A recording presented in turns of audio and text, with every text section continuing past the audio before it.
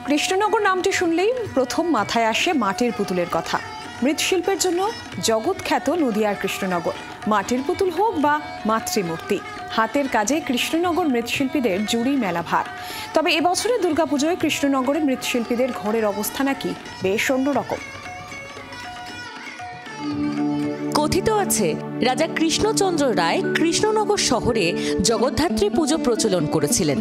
তখন থেকেই কৃষ্ণনগরে মৃৎশিল্পীদের চিনেছে দেশবাসী। তারপর থেকেই এখানে মৃৎশিল্পীদের সংখ্যা ধীরে ধীরে বৃদ্ধি পায়। রাষ্ট্রীয় পুরস্কারপ্রাপ্ত শিল্পী রয়েছেন এই কৃষ্ণনগর শহরে। কেবল মাটির পুতুল বা প্রতিমা নয়, দেশ বিদেশে কৃষ্ণনগরের মৃৎশিল্পীদের তৈরি ভাস্কর্য প্রতিস্থাপিত রয়েছে। কৃষ্ণনগরের মৃৎশিল্পীদের কারিগরি দক্ষতা প্রশংসা পেয়েছে সর্বত্র। শুধু আমাদের দেশ নয়, অন্যান্য নানা দেশ জুড়েই আলোড়ন রয়েছে এখানকার মৃৎশিল্পীদের ঘিরে। তবে এবছর কলকাতার পুজো উদ্যোক্তারা চাইছেন বাজেট ফ্রেন্ডলি পুজো করতে। সেই উদ্যোগেই খানিক কমেছে এখানকার প্রতিমার চাহিদাও। আমাদের অ্যাকচুয়ালি কৃষ্ণনগরের যে কাজ, যেটা এখন এটা বরাবরই রাজা কৃষ্ণচন্দ্রের আমল তখন থেকেই এখানে দিকে কাজ পেয়ে আসছে বা চলছে, এবং সেই কাজ এখনো হচ্ছে। এবং আমাদের এই কাজ ঠাকুর ধান বহুত বাইরে বাইরে যাচ্ছে, পশ্চিমবঙ্গ তো তার বাইরেও যায়। বহু পালমশাই রয়েছেন এই শহরে। প্রতিমা এবারেও তাদের ঘরে তৈরি হচ্ছে। কৃষ্ণনগরের শিল্পীদের ঘরে কাজ শিখে আজ অনেকেই এই বাংলার বিভিন্ন জায়গায় কাজ করছেন।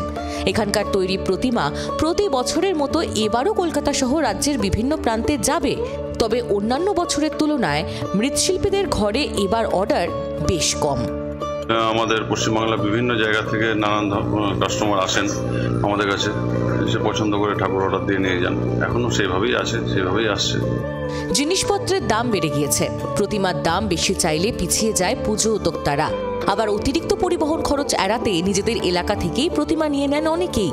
তবে যারা কৃষ্ণনগরের শিল্পীদের তৈরি প্রতিমা পছন্দ করেন, তারা দাম বেশি হলেও এখানকার শিল্পীদেরই প্রতিমা তৈরি করার বরাত দেন। নদিয়া থেকে অনুপ কুমার দাসের রিপোর্ট, জি 24 ঘন্টা। বাংলার আওয়াজ, বাঙালির আবেগ, জি 24 ঘন্টা।